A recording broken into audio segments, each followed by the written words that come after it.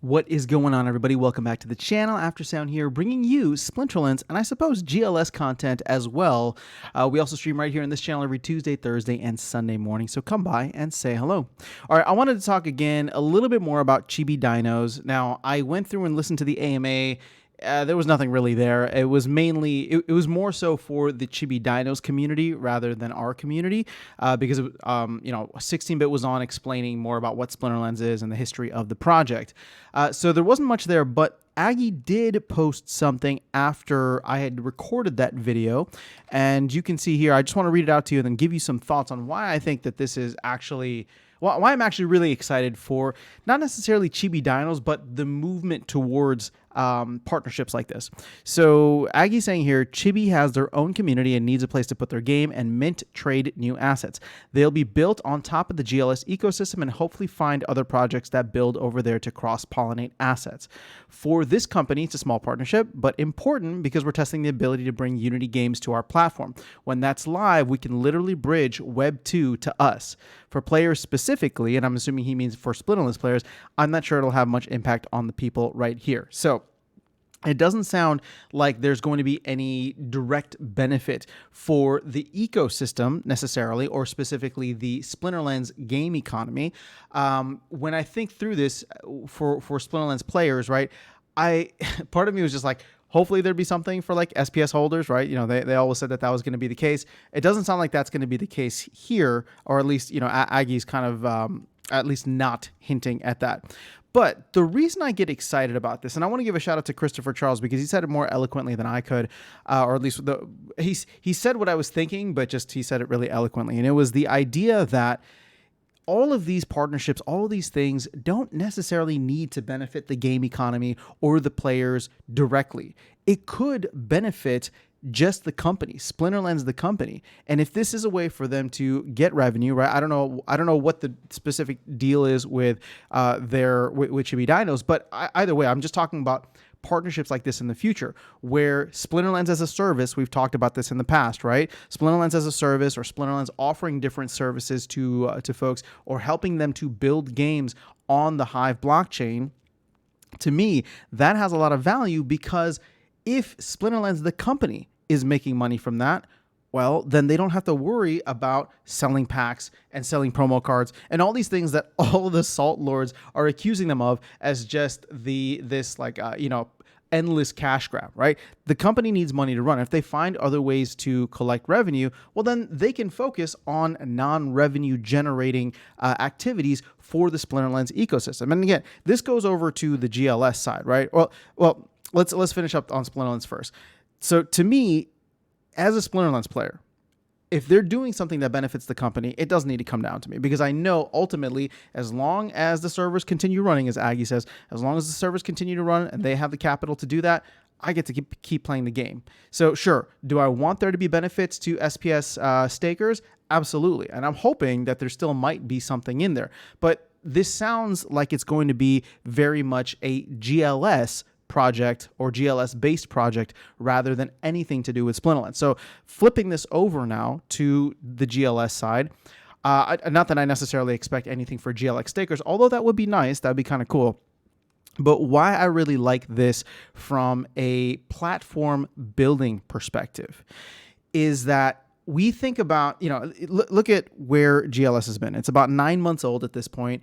Packs were first sold back in, I believe, October of last year, right? So, or actually, it's not even 9 months old, however many months, six to 8 months, right, that we've had this project. We're about to get the game in June, which is kind of exciting. But if it's going to take that long, right, if it's going to take 8 to 9 months, 10 months, whatever it is, to build a new game from partnership all the way to actually, executable game. When I think about where we'll be in 2 years, 24 months, right? Hopefully in the middle of the next bull run, that means we're only going to get maybe 1-2 games more, right? Just because of the time it takes to really build that out. Well, what the Chibi Dinos partnership represents, and as we talked about in the last video, Chibi Dinos is they have a game. You can see here this Primal Hoop gameplay that I believe is built on Unity, and they are planning to build another game on the GLS platform. So what makes me excited about that is we're kind of taking the same template that we've used for Splinterlands, obviously, right? But taking it to the next level where other companies can come in and start building games on the GLS platform. So in the same way that we have tower defense coming for Splinterlands, right? And that is being built by a completely separate team, but there's going to be a brand new game. Again, we don't know how it's going to go, right? Tower defense could absolutely flop. I don't think it will. I'm very excited for it. It may not have the major economic impact that people are thinking, but as a game, it could be really fun and draw more people in, which ultimately could indirectly have that economic impact, especially as we hopefully get into another bull run in the next 2, 4, or 6 years, right? So when we're looking at this, it's just like, oh, well, now Splinterlands doesn't need to go out, secure partnerships, and build games for every single thing. The team is small, right? And they're focused on making an awesome GLG game, right? Genesis League goals. And that's not going to go away after it's done, right? I'm sure there's still going to be ongoing work for the next season and, continue the partnership with the MLSPA. So if we can get cool other sports games, something like a Chibi Dinos to come in and build something. Just imagine if all of a sudden we're securing not just one partnership, but maybe multiple partnerships with a lot of other games that want to build on the GLS platform. You see what I'm getting at here? It's like it's going to be, potentially tower defense on steroids, because Splinterlands has a very unique niche, whatever, and we don't really have the tokenomics set up in a proper way to support that. Whereas with the GLS platform and the GLX token specifically, there's 70% of the token supply is being set aside for future projects and partnerships. So that's what it's meant for, and therefore that's what's incentivized. Now, again, I don't want to see garbage projects come on and then inflate the token just because there's a garbage project there. So obviously there will need to be some kind of quality control, and that's going to be on the team to make sure that they do. When I look at this, though, this is one of the best things that I've seen in Play to Earn, right? So I don't know if it's going to be, I don't know if it's what the tokenomics or whatever are going to be behind Primal Hoop, but I'm excited to see a game that could actually be fun, competitive, that's built, in Unity. And let's be real. I love Nate, the creative team, the dev team, but this looks more like a game, right? Or at least a standard traditional game than what we have with Splinterlands, which is a card game. Everybody's excited for Battles 2.0 when it comes to Splinterlands, because we want to see more interactive stuff. We want to see crazier UI. We want to see cards moving around. So obviously it's night and day to see a game like this versus something like Splinterlands. But we're going to get there, right? I'm not trying to throw shade. I'm just saying we're going to get there. So to be able to partner with a company that already has a game like this and then help them to become a part of the ecosystem is actually really, really exciting to me. So I don't know what the full details are. I don't know how Hoop, the token for Chibi Dinos, is going to be integrated. Ultimately, I want there to be as much utility to Splinterlands and GLS assets as possible, namely the SPS and GLX tokens.